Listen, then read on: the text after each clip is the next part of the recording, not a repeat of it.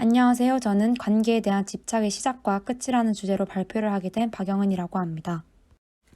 발표 순서는 전반적인 발표의 요약과 앞으로 전개될 내용에 대한 소개, 그리고 저의 내면 중독에 관련해서 이야기를 하고, 끝으로 제가 생각하는 좋은 세상에 대해서 이야기할 것입니다. 제가 가진 내면 중독은 관계 중독입니다.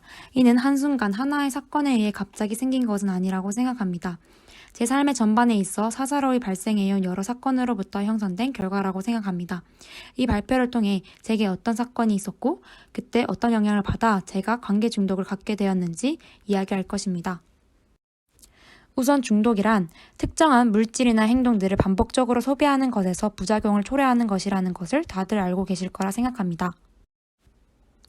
그럼 관계 중독에 대해서 말씀드리도록 하겠습니다. 관계 중독에는 크게 세 가지로 분류할 수 있습니다. 특정 사람에 대한 집착인 사람에 대한 중독, 낭만적이고 열정적인 사랑에 집착하는 사랑에 대한 중독, 자신이 맺고 있는 관계 그 자체에 중독되는 관계에 대한 중독, 이렇게 세 가지로 나눌 수 있습니다. 저는 이 세 가지를 골고루 겪고 있다고 생각합니다. 이러한 중독은 비이성적인 정도로 통제력을 상실해 사람 간 관계에 끌리며 먼저 그 관계를 깰 힘은 없고 타인을 통해 자기를 채우려 하기 때문에 자존감이 결여되어 있다는 특징이 있습니다. 본격적으로 제 이야기를 시작해보고자 합니다. 저는 MBTI에서 극강의 E유형, 즉 외향적인 사람으로서 사람들과 함께 있을 때 행복함을 느낍니다. 그러나 혼자 있을 때의 저의 모습은 많은 사람들과 함께 있을 때와는 달리 남들보다 더 외로움을 느끼고 정서가 불안했습니다. 이에 어떤 사유로 이런 제 자신이 된 것일까 생각해보았습니다. 그에 대한 답은 시간을 거슬러 저희 어린 시절에서 찾아볼 수 있었습니다.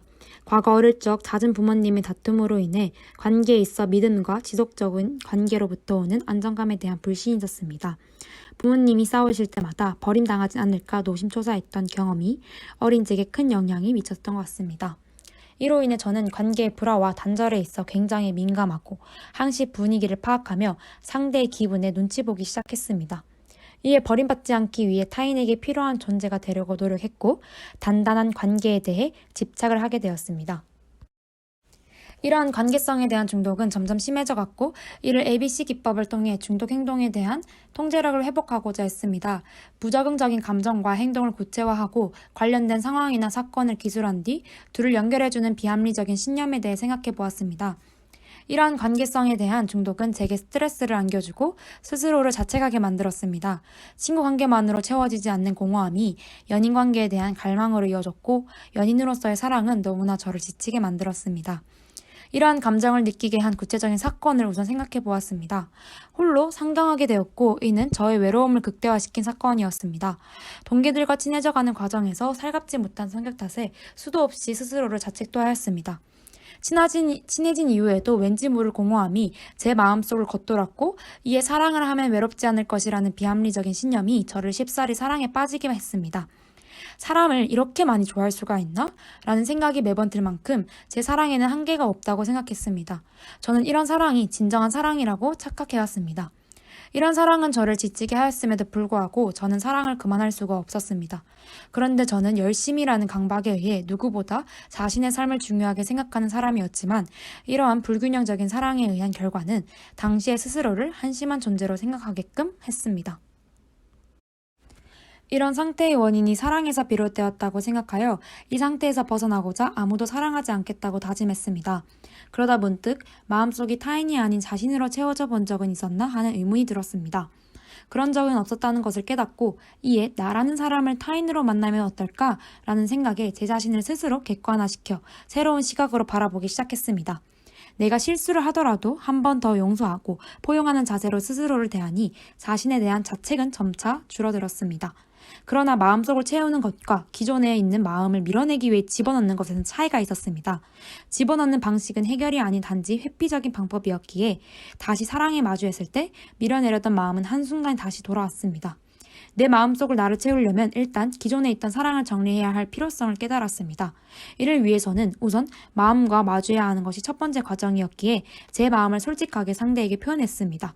그리고 저는 스스로가 마음을 통제하고 절제할 수 있을 거라는 믿음을 갖고 역설적 과제 방법을 적용하여 상대와 더 가깝게 지내봤습니다.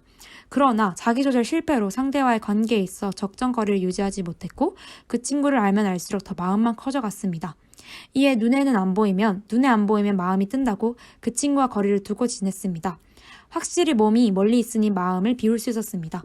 그러나 저의 외로움은 여전히 남아 있었습니다. 사랑은 표면적으로 드러난 문제의 원인이었을 뿐 내면 중독의 근본적인 해결을 해줄 방법이 아니었다는 것을 깨닫게 되었습니다. 근본적인 문제 해결을 위해서는 지금 내가 필요로 하는 것이 무엇인가를 생각해 보았습니다. 가장 핵심은 혼자여도 괜찮은 상태였습니다.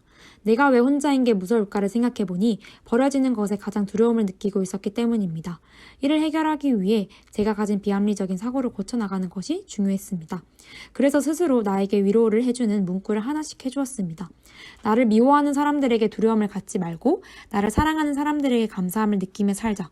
이 세상에서 내가 가장 중요한 존재이며 나를 포기하면서까지 남을 사랑하지 말자. 스스로를 사랑하면서도 남도 사랑할 줄 아는 사람이 되자. 내가 생각하는 나보다 나는 더 대단한 존재임을 기억하자. 타인에게 의존하는 것에 있어서 두려워하지 말자. 제가 가지고 있던 관계 중독은 스스로를 존중하지 않는 것에서 시작된 것이라는 것을 깨달았습니다. 자신의 결핍을 타인으로부터 채우려고 하니 타인의 부재가 제 자신의 결핍들을 부각시켜 불안하고 초조했던 것이 아닐까 생각합니다. 지금까지 발표를 들어주셔서 감사합니다.